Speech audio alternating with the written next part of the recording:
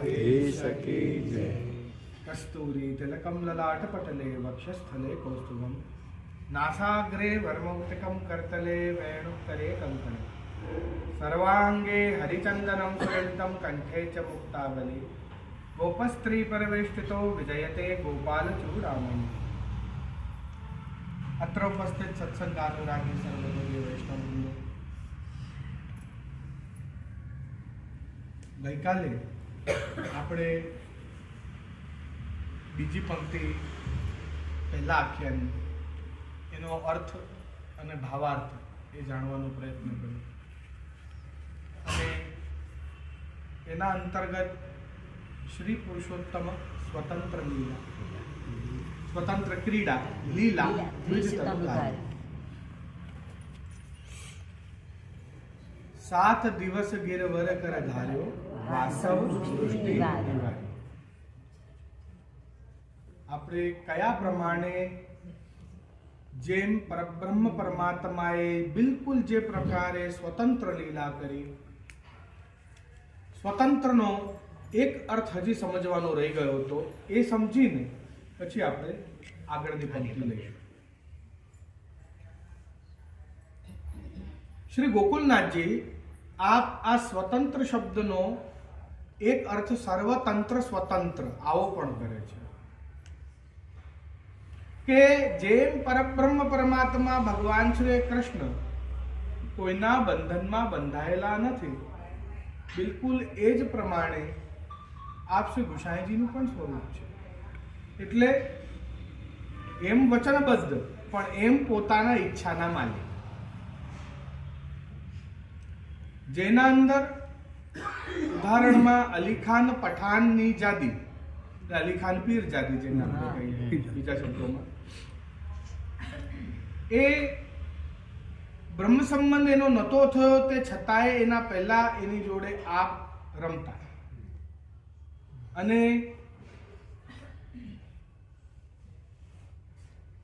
જ્યારે પ્રશ્ન પૂછવામાં આવ્યો તેમ જેમ રસખાનના સમયે પ્રશ્નનો ઉત્તર આપ્યો તો એમ જ કે હા, એ વાત સાચી છે કે હું વચનબદ્ધ છું કે જ્યાં સુધી વલ્લભકુળ શરણે નહીં લે ત્યાં સુધી હું એમને દર્શન નહીં આપું, એમની જોડે નહીં રહું, પણ તે છતાંય હું મારી ઈચ્છાનો માલિક છું। ચાચા હરિવંશીના પ્રસંગમાં પણ આવે છે એના પેલી એટલે ભગવાન જે છે એ પોતે પોતાની ઈચ્છાનો માલિક છે। નિજેચ્છાતઃ કરિષ્યતિ, એ પોતાના ઈચ્છા પ્રમાણે જ કરે છે, જો કે વચનબદ્ધ બી છે, નથી એવું નથી। શ્રી વલ્લભના કાનીથી, વિઠ્ઠલના કાનીથી આરોગે છે, પણ તે છતાંય જો કોઈના ઉપર પોતાને અનુગ્રહ કરવું હોય તો જાતે તરત પોતે એની ઈચ્છાથી કરી શકે છે। એના માટે એને શ્રી વલ્લભ કે શ્રી વિઠ્ઠલની પરવાનગીની આવશ્યકતા નથી। બિલકુલ એ જ પ્રમાણે અહીંયા પણ શ્રી વિઠ્ઠલને કોઈના ઉપર કૃપા કરવા માટે કોઈની પરવાનગીની આવશ્યકતા નથી। એને કોઈ એવો શાસ્ત્રનો નિયમ કે એવું કોઈ બાધા કરતો નથી। ભલે પછી એ કોઈ મુસલમાનને શરણે લેવા હોય કે કોઈ વૈશ્યાને શરણે લેવા હોય કે કોઈ પણ ઋતુમતી સ્ત્રીને સેવા, એ 4 દિવસ બી સેવા કરવાની આજ્ઞા આપવી હોય, એ પણ સર્વતંત્ર સ્વતંત્ર છે। એ પણ એક અર્થ થયો। શ્રી ગોસાઈજી પોતાના વલ્લભાગ્નિ સમવાય સંબંધના તેજ દ્વારા અને પોતે આ આજ્ઞા કરી શકે છે। એને કોઈની પાસે કે કોઈ, એનો અર્થ એવો નથી કે શ્રી ગુસાઈજી સદા સર્વદા શાસ્ત્રનો કે વેદનો ઉલ્લંઘન કર્યો છે, એવું નથી। પણ જ્યાં જેનું દેહ એટલું દૂષિત થઈ ચૂક્યું હોય કે હવે એની આગળ અટકાવ પણ ગૌણ ગણાતું હોય, એવા જીવને પછી અટકાવમાં પણ સેવા કરવાની આજ્ઞા અપાય, એમાં કઈ ના નથી। અને જો તાપ એવો હોય, એને 4 દિવસ બી ચાલતું ના હોય તો આજ્ઞા અપાય। આપણને તો સારું લાગે છે કે હાશ સેવા થઈ પૂરી, એટલે આપણા માટે આજ્ઞા કેમ નથી? કારણ કે આપણે બધા હાશ વાળા છીએ, કે હાશ છૂટ્યા પરવાર્યા, જેમ કામમાંથી પરવાર્યા છે. એટલે આપણા માટે આજ્ઞા નથી, હજી નથી. હા, ક્યારેક એવો દિવસ આવે બી ખરો કે પ્રભુ સામેથી કહે ગજન ધાવનને ઉપર જેમ કૃપા કરી આવી કૃપા થાય ત્યારે આપણને આવી આજ્ઞા મળે, કેમ નહીં? તો અહીંયા આ પ્રમાણે પોતે જ આપ પરબ્રહ્મ પરમાત્મા ભૂતલ ઉપર પધાર્યા છે. 7 દિવસ જેને ગિરિરાજ ધારણ કરી અને 7 પ્રકારના જે દોષ છે, દેહાધ્યાસ, પ્રાણાધ્યાસ, ઇન્દ્રિયાધ્યાસ, અંતઃકરણાધ્યાસ, સ્વરૂપ વિસ્મૃતિ, અન્યાશ્રય અને અવિશ્વાસ, આ 7 પ્રકારના દોષથી જેને 7 દિવસમાં જે કૃષ્ણે આપણને દૂર કરી અને ભગવત શરણારવિંદની દ્રઢતા કરાવી, એ જ શ્રી વિઠ્ઠલ અહીંયા દ્વિજ એટલે બ્રાહ્મણ રૂપે ફરી ભૂતલ પર હવે આગળની પંક્તિમાં પ્રવેશ કરતા આપણે પહેલા પંક્તિનું ગાન કરી લઈએ અને પછી એને સમજવાનું, પહેલા શબ્દાર્થ પછી ભાવાર્થ. તે પ્રકટ્યાનું કારણ કહીએ, જે સુરતા મન આણો, કરો કૃપા કરું વિનંતી, આના શબ્દાર્થની અંદર સુરતા શબ્દનો અર્થ કરી રહ્યા છે, કારણ કે બાકી બધું તો સહેલું છે. તે પ્રકટ્યાનું કારણ કહીએ, બરાબર? જે સુરતા મન આણો, એટલે મન આણો ને આ બધું તો આપણને ગુજરાતીમાં સમજાવે. સુરતા શબ્દનો અર્થ અહીંયા વિશેષ કરી રહ્યા છે, એટલે પહેલો શબ્દનો અર્થ એ જ કર્યો, સુરતા.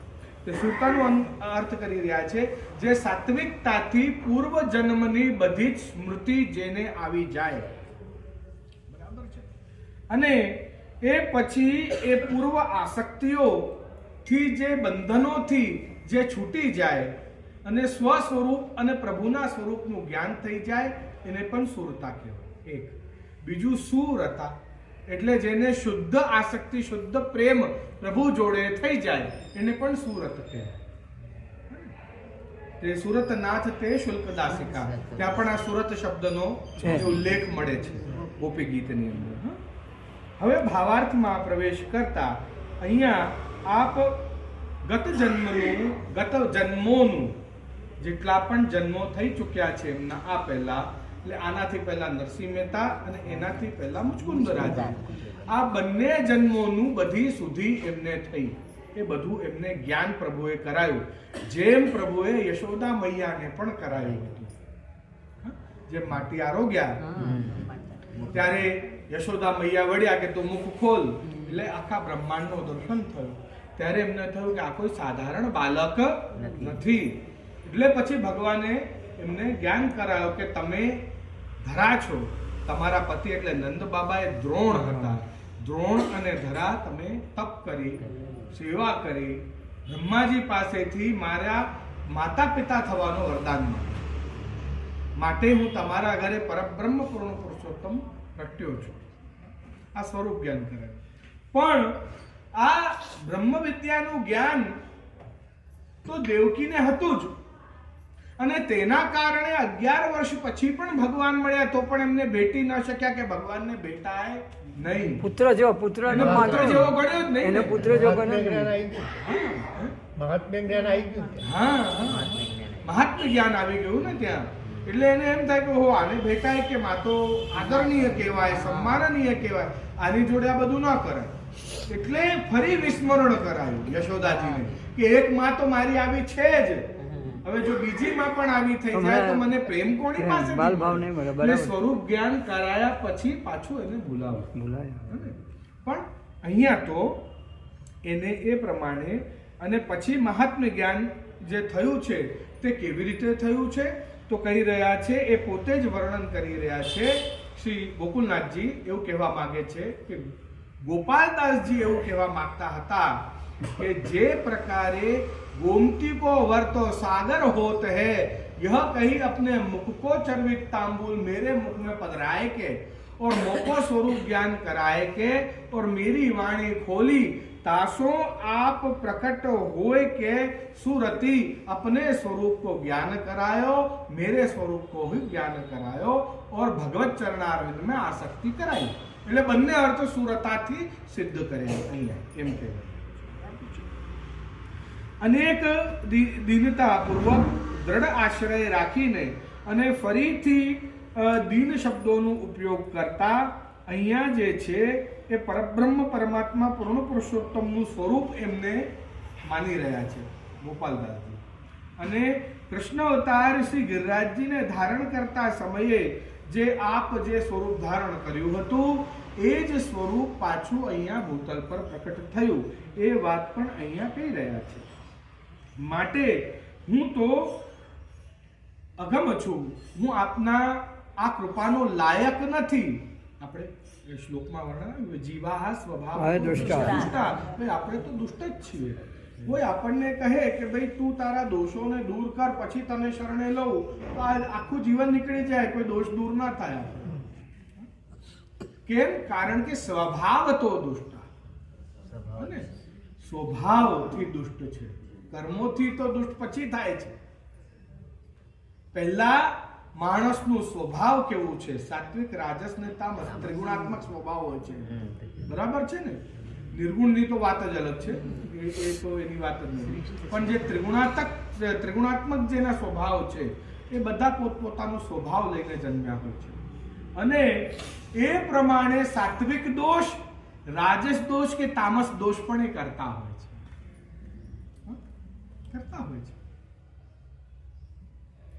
અને એ દોષોના એ વિચાર, એ સ્વભાવના લીધે વિચાર દૂષિત, અને વિચાર દૂષિત થાય ત્યારે એના કર્મો દૂષિત થાય છે. તે કર્મો તો બહુ પછી દૂષિત થાય છે.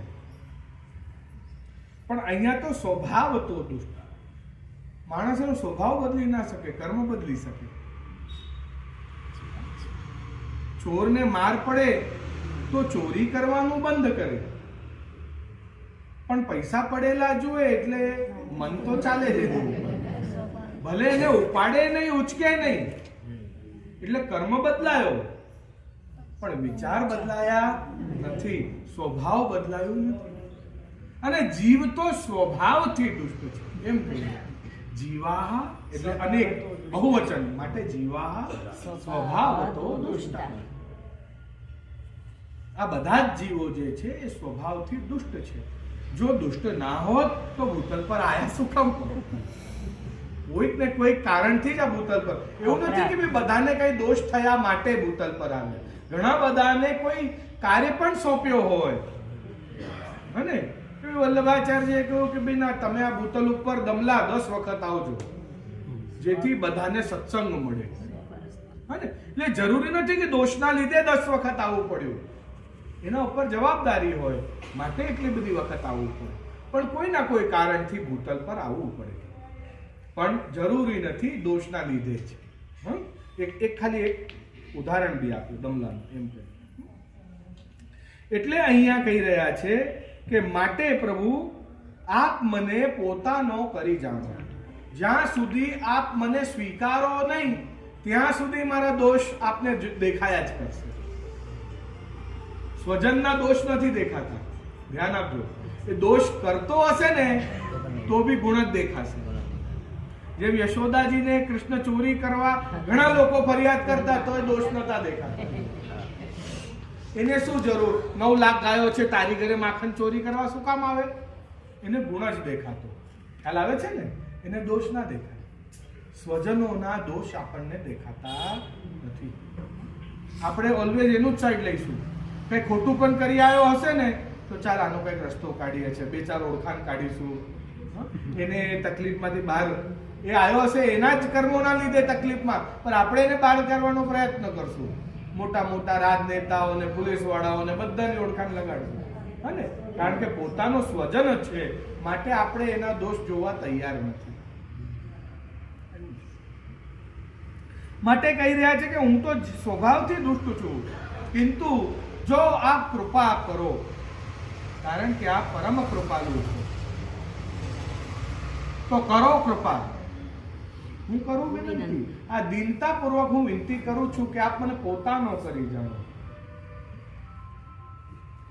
માટે આપણે આપણા પ્રભુની સેવાને બહુ ગભરાઈને બીને સેવા ન કરવી. કેમ? કારણ કે આપણે એના પોતાના એના છીએ, અને જે પોતાનો જીવ હોય એના ઉપર એ ઘણા દોષ તો એમ જ वो देखता ही नहीं है, अनदेखा कर देता है, अनेक दोष। જ્યારે સબરીને પોતાનો માન્યો તો એમાં હેઠું છે કે જૂઠા છે બેર, એમાં શું જોવાનું?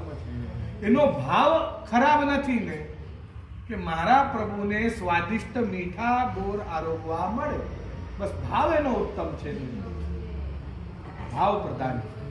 પણ આગળ બી આ વાત આવશે જોજો, પણ એ સીધા ભાવ ઉપર નહીં દોડી જવાનું, એ પણ કહેશે। એ જ પ્રમાણે હવે આગળની પંક્તિની અંદર વર્ણન કરતા એ કહી રહ્યા છે, કારણ કે આ પંક્તિની અંદર જે વિશેષ જે બી જાણવાનું છે એ હજી આગળ વધારે સમજમાં આવશે, આ પંક્તિનું વર્ણન માટે જ ઓછું છે। એટલે આવો આગળની પંક્તિ લઈએ। વ્યાપક રૂપ અદ્વૈત બ્રહ્મ જે તેજોમય કહેવાય, આર્ય પંથ અધિકારી મુનિ જન તે માય લય થાય। હવે આમાં શબ્દાર્થ ખાલી પહેલા આપણે જોઈએ। વ્યાપક એટલે જે ચારે બાજુ હોય, એ ચારે બાજુ હોય, જે દસે દિશા હોય કે કણકણમાં હોય, એ બધું વ્યાપક। બીજું શું છે ભાઈ? બધાને યાદ આવે છે, બીજું કાંઈ માયા આવી જાય છે।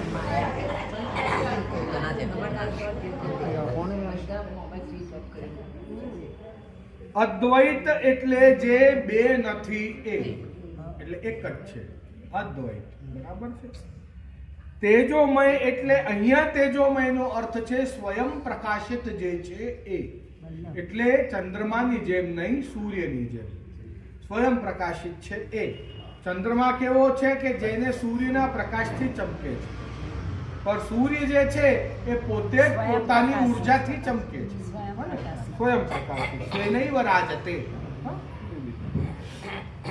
આર્યપંથ એટલે જે વેદને માનનારા માર્ગ છે એને આર્યપંથ કહેવાય। વેદને માનનારા એટલે આસ્તિક, બરાબર છે। જે વેદને ના માને એ નાસ્તિક।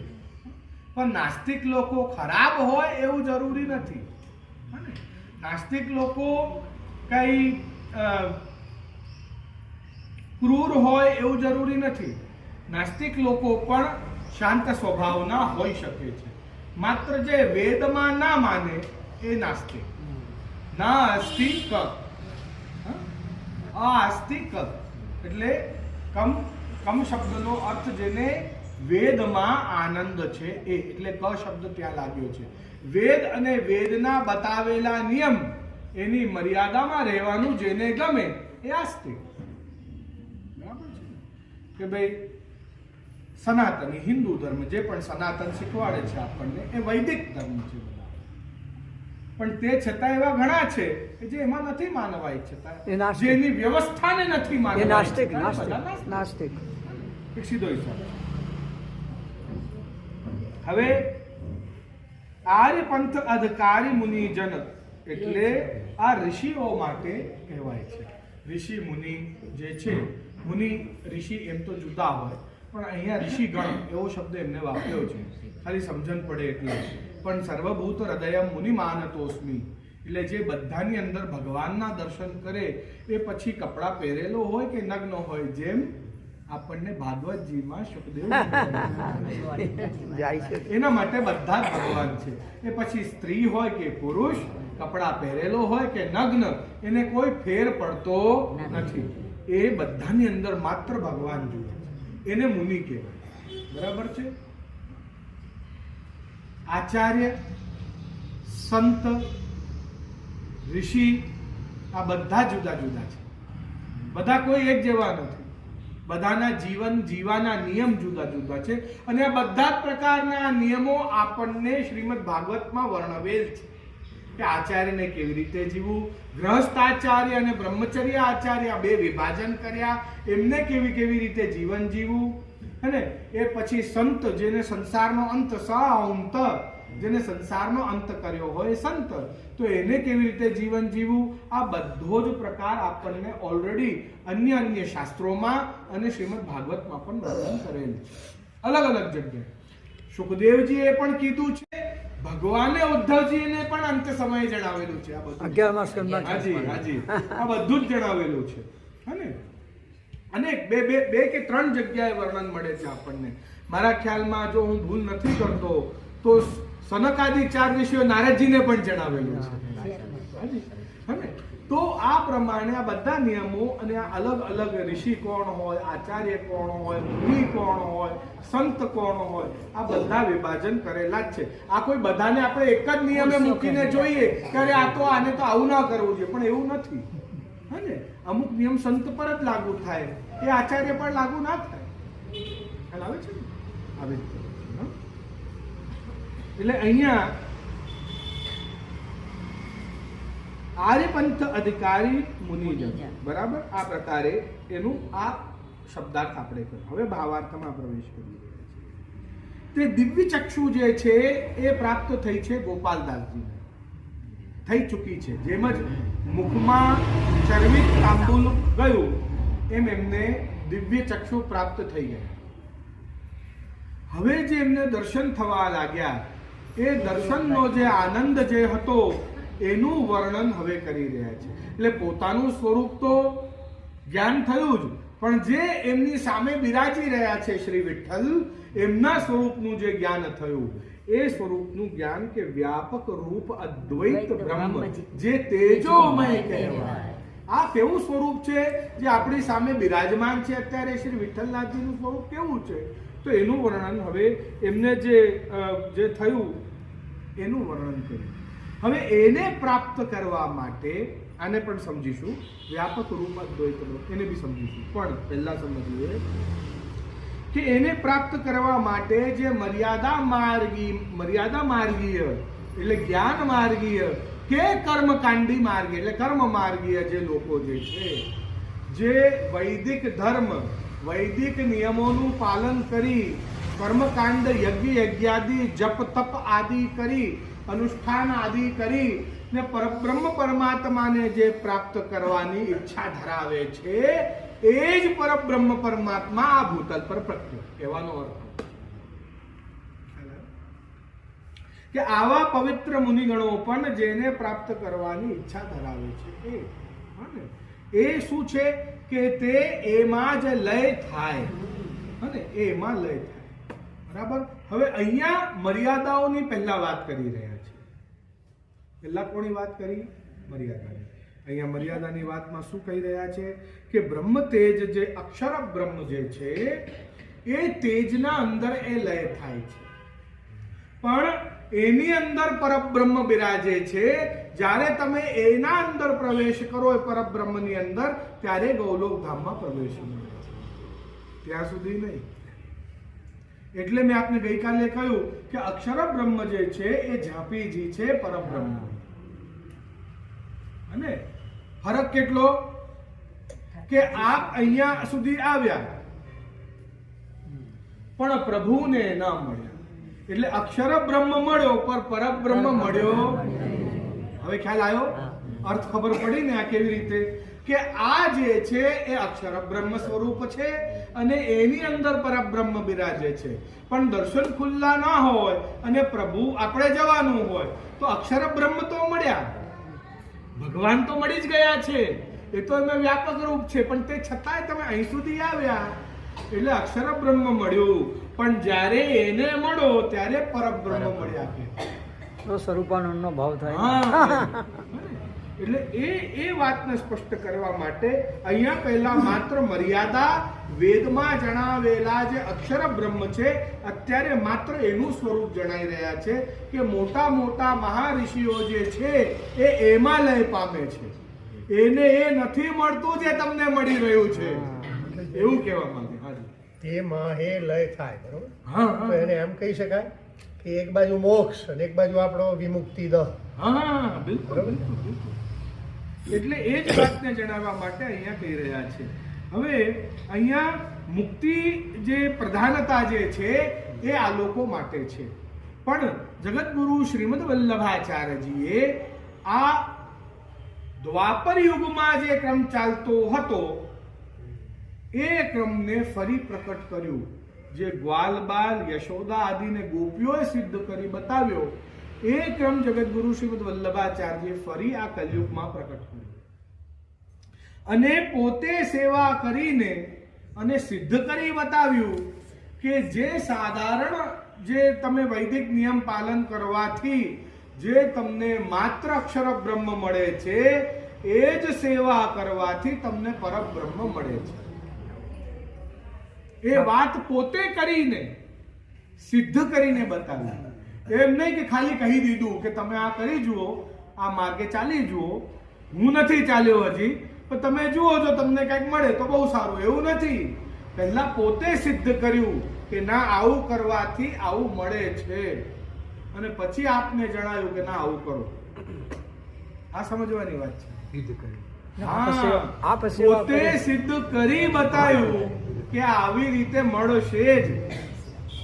નાત્ર સંશય, એમાં સંશય નથી.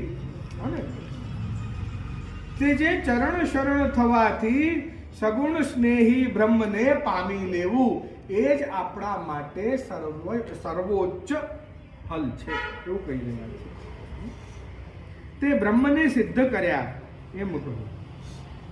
તે નિષ્કામ કર્મ કરવાથી ભગવત સમર્પણ થયાથી તે ચિત્ત શુદ્ધ થાય છે. આ વાક્ય બહુ સમજવા જેવું છે. જો આ વાક્ય મેં જ્યારે વાંચ્યું હતું ને એ સમય પણ મને બહુ જ ગમ્યું હતું આ વાક્ય જે તે સમયે. ફરીથી બોલું છું. નિષ્કામ કર્મ એટલે નિષ્કામ ભાવ, કોઈ ભાવ, કોઈ ઈચ્છા વગર કોઈ પણ વસ્તુ. બરાબર છે.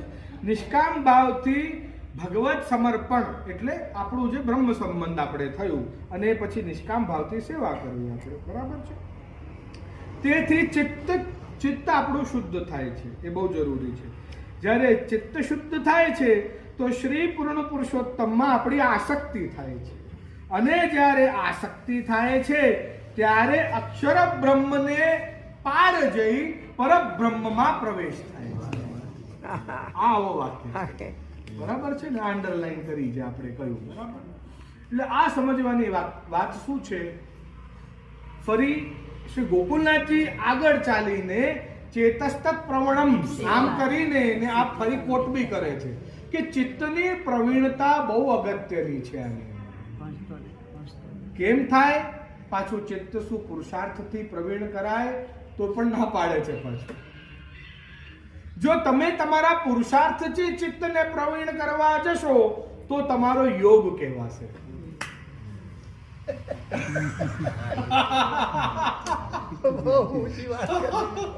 ઠાકોરજીની સેવા એનાથી બધી ઇન્દ્રિયોને તમે કંટ્રોલ કરીને બસ મારું ત્યાં મન લાગવું જ ના જોઈએ એમ કરીને જો ચિત્તને પ્રવીણ કરવા જશો તો પાછો યોગ કહેવાશે.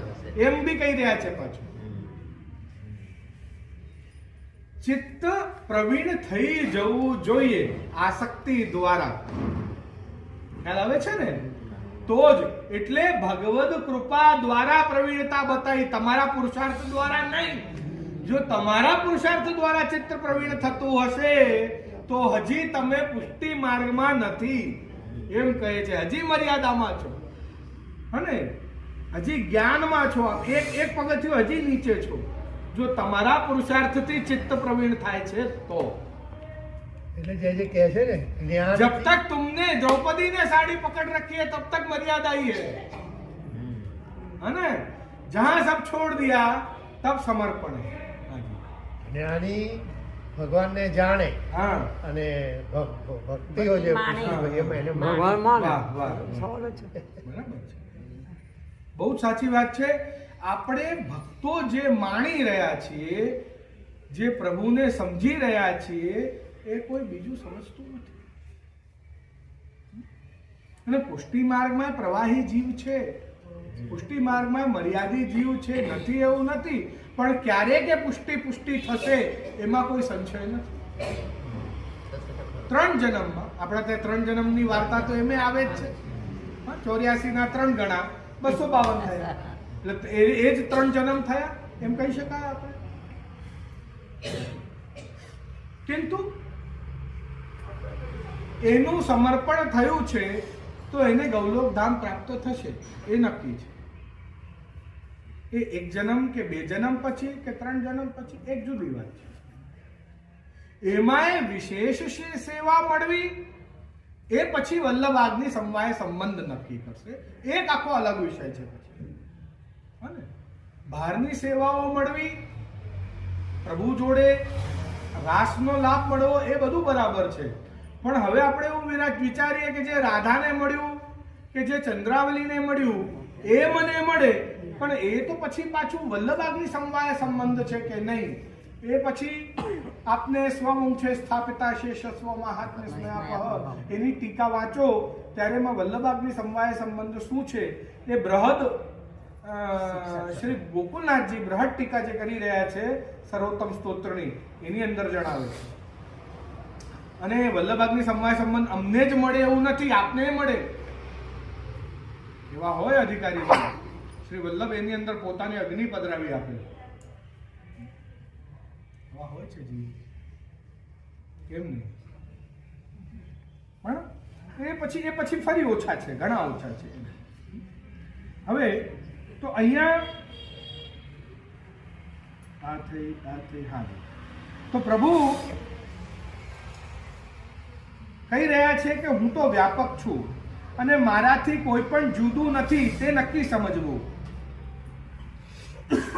પણ આ જ્ઞાન આપણને હજી સમજાયું નથી. અને તેના કારણે આપણે કેમ નથી સમજાયું?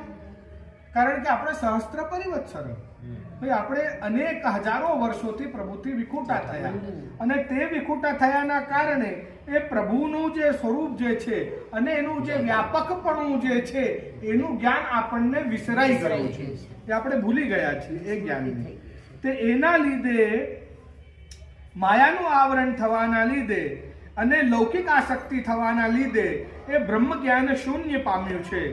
માટે એ શૂન્યતાને ફરીથી એ જે કમળ જે કમળાઈ ગયો છે એને ફરીથી ખીલાવવા માટે બ્રહ્મ સંબંધ એક માત્ર પ્રકાર છે, એ દાન છે કે જેના દ્વારા એ કમળ ફરી ખીલી શકે, એવું કહી રહ્યા છે.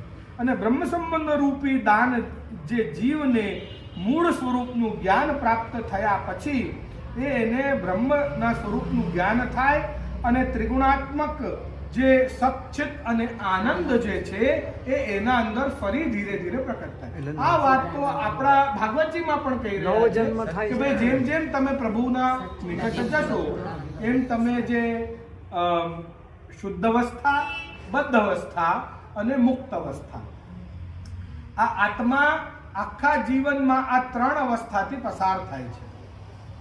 જ્યારે જે સમયે એ પરમાત્માથી અગ્નિમાંથી એક નાનો તંકો એ છૂટો પડે છે ત્યારે શુદ્ધ અવસ્થા હોય છે, એકદમ બળતો અંગારો હોય છે. એ અંગારો ચટકીને એને પેલું પડે બહાર, પટ્ટ દઈને વાત થાય, પેલું બહાર પડી જાય ભૂમિ ઉપર, થોડીક વાર તો બળતો રહે, બરાબર છે ને? પછી એને કહેવાય બદ્ધ અવસ્થા. કારણ કે બંધનમાં આવ્યો, બંધનમાં.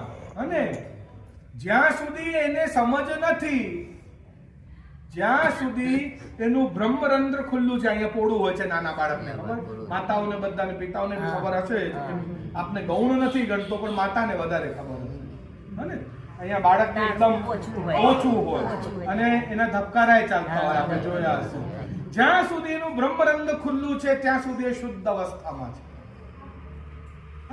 પણ ધીરે ધીરે ઓછી થાય છે એની શુદ્ધ અવસ્થા, કારણ કે એનું નાલ છેદન થઈ ચૂક્યું છે, એટલે એનું જાત કર્મ થઈ ગયું છે, એની નામકરણ થઈ ગયું છે, એની જાતિ નક્કી થઈ ગઈ છે. એટલે એનું નામ અને એની જાતિ પ્રમાણે, આ વેદના નિયમ પ્રમાણે, આ લોકના નિયમ પ્રમાણે આપણે એને બાંધવાનું શરૂ કરી દીધું છે. હા ને?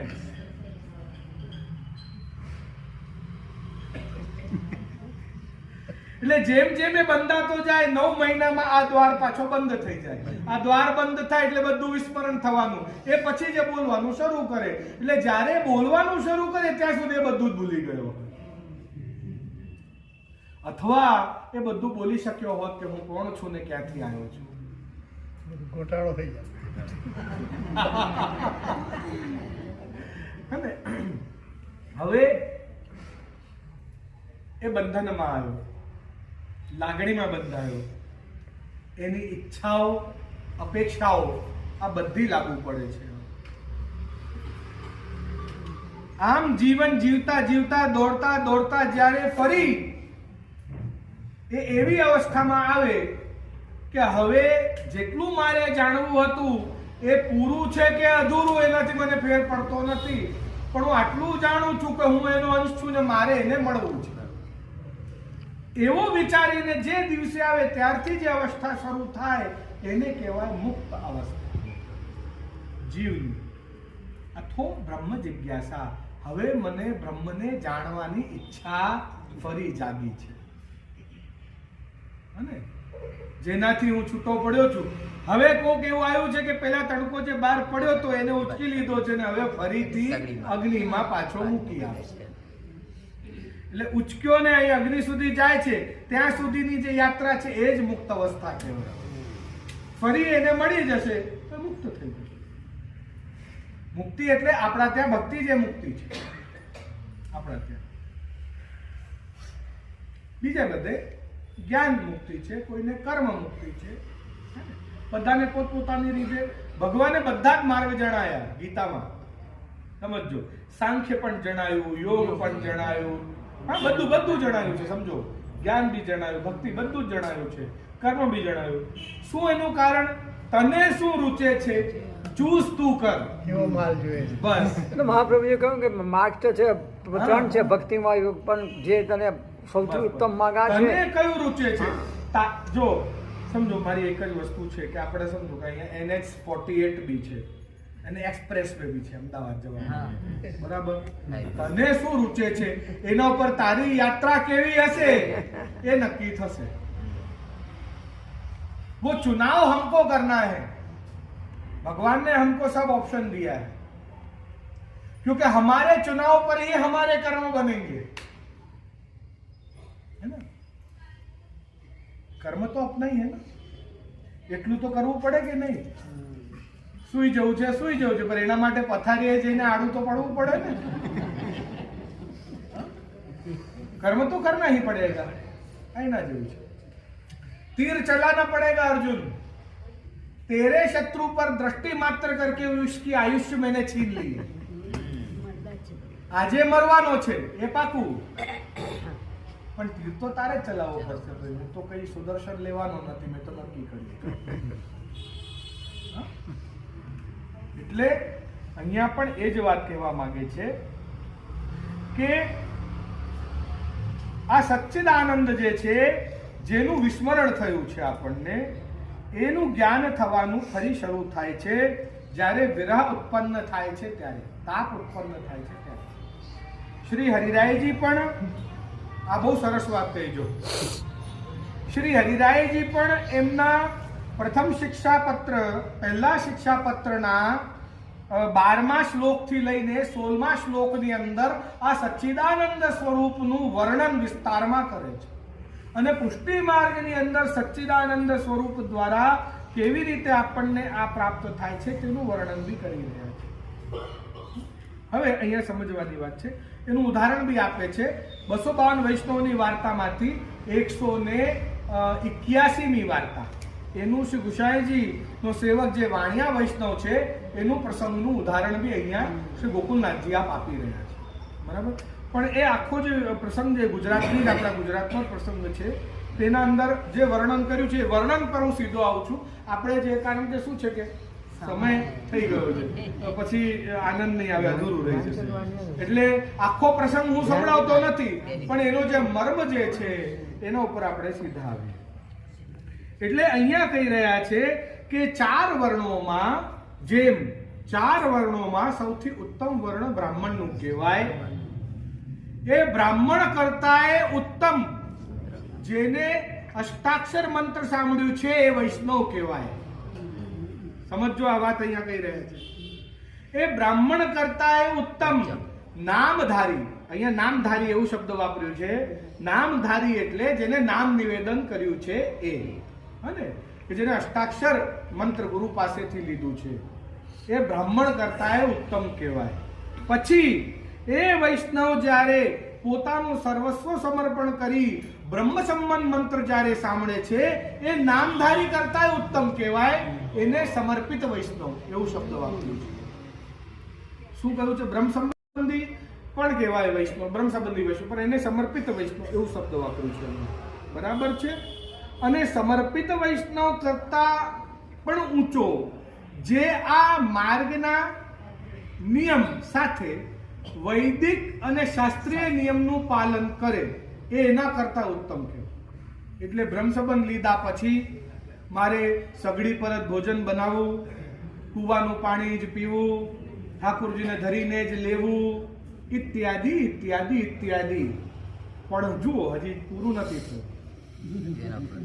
એનાથી એ ઉત્તમ સ્નેહી ભક્ત વૈષ્ણવ કહેવાય છે કે જેને કોઈ નિયમ લાગુ પડતા. વૈષ્ણવના લક્ષણો છે ને, વૈષ્ણવના લક્ષણ ખ્યાલ આવ્યો? વૈષ્ણવના લક્ષણ. હાજી. હવે બહુ જ એટલું સુંદર વાક્ય છે. બ્રાહ્મણ કરતા અષ્ટાક્ષર વાળો, અષ્ટાક્ષર કરતા બ્રહ્મ સંબંધી, બ્રહ્મ સંબંધી લીધા પછી નિયમ પાલન કરવા વાળો, અને એના કરતા ઉત્તમ નિયમ તોડવા વાળો.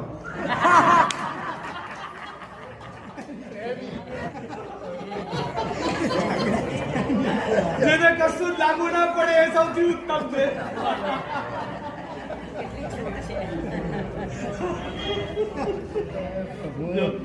બરાબર છે.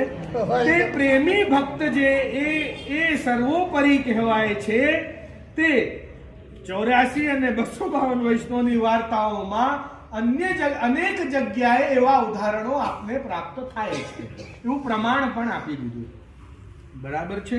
એટલે અહીંયા હવે આ જ વાતને કોટ કરીને કે બ્રાહ્મણ કરતા ઉત્તમ આપણે નામ નિવેદન વાળા કરતા ઉત્તમ આત્મનિવેદન વાળા કરતા ઉત્તમ એના નિયમ પાલન કરનારો, અને એના કરતા ઉત્તમ પ્રેમ કરનારો.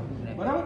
કારણ કે મારી વાતને સમજો, આવું કેમ કહી રહ્યા છે કે જે પ્રેમી હોય ને એને બધા નિયમ એને કરવાની ઈચ્છા થાય જ. કેમ? કારણ કે હવે નિયમ પાલન શાસ્ત્રના આધીન થઈને નથી કરતો, મારા પ્રભુને આ કરવાથી સુખ થાય છે માટે કરું છું, એવું થાય છે. એટલે એમે બધા નિયમ ઇનડિરેક્ટલી, જેમ ઉદ્ધવજીએ કહ્યું કે તમારે નિત્ય માળા જપવી, માળા જપવાથી મનમાં સંતોષ આવે, તો ગોપીઓ કહ્યું હા ચોક્કસ જપીશું.